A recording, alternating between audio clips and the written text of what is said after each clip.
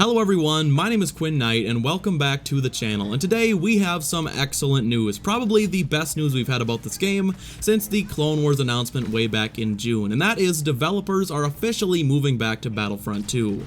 We all know a lot of the original Star Wars Battlefront 2 dev team was moved away from the project to work on Battlefield 5 near the beginning of this year, leaving Battlefront 2 with far less manpower than it had at the start. Flash forward to this week and a couple of developers have confirmed that they are indeed back on Battlefront 2, with more likely on the way. This all started a couple of days ago when a very well-known leaker named SomeInfo made the claim that some of the dev team had already returned to DICE Sweden to continue their work on Battlefront 2, with even more returning in the coming weeks. I did not initially report on this as I figured if it were true, we would be hearing about it from an official source or one or two devs pretty quickly, as most of the dev team have Twitter accounts and some of them are pretty active over there. Well, just this morning, a developer by the name of Manuel S. Lanes confirmed over on Twitter that he is indeed back on Battlefront 2, and for those of you who didn't know, Manuel was one of the designers that created Ewok Hunt back in March, which was by far the most unique and definitely most creative new mode we've been given. So it is definitely a great thing to see him back. I would hope that means DICE is planning another Hunt game mode, as they did say way back when Ewok Hunt was first released that they would like to do more.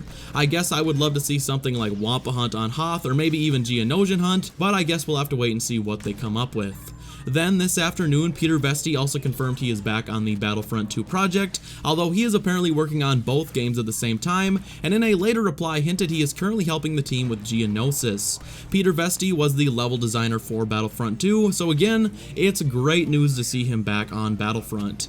Keep in mind the majority of developers aren't going to publicly tweet about which project they're on, and some of them don't even necessarily have a Twitter account, so with two devs confirming they've returned today alone, I think it's a safe assumption that other devs have also returned or will be returning shortly. This also strengthens the leak that came from SomeInfo a couple of days ago, and the timing just seems too unlikely to be a coincidence, and SomeInfo has definitely proven to be a trustworthy source in the past.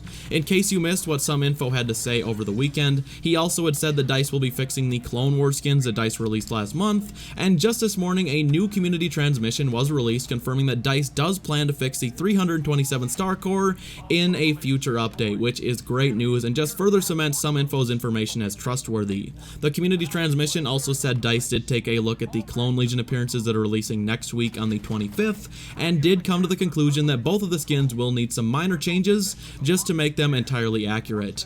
However, DICE is planning to release both of these appearances, which are the 91st and the 104th I believe, as they currently are, and are intending to fix them with a further update just so they don't have to delay everything to make a couple of small changes to the skins, which sounds entirely reasonable to me. I would much rather have the update release on time with the squad system and have DICE fix the skins a little bit later down the line than have the entire update delayed while DICE makes a few tweaks to the upcoming clone skins.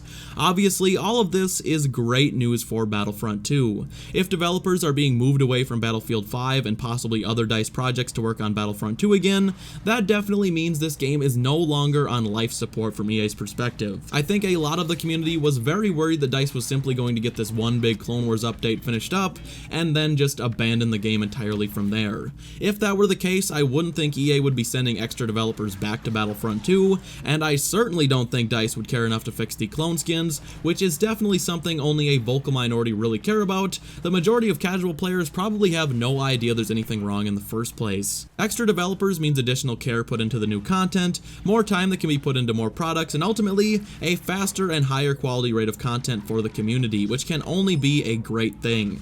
Everything after Anakin and Dooku is still currently up in the air, but there's really nothing bad that can be taken away from this news. This really does change a whole lot.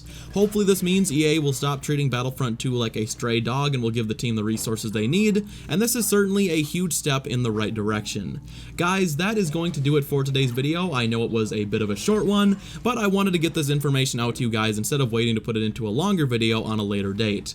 Please let me know what you guys think about all this in the comment section down below, as I would absolutely love to hear your thoughts. If you enjoyed the video, please be sure to drop a like, and if you are new around here, absolutely make sure you subscribe to the channel, as we would be honored if you would join us. Thank you all so much for watching, and I will see you in the next one. Bye.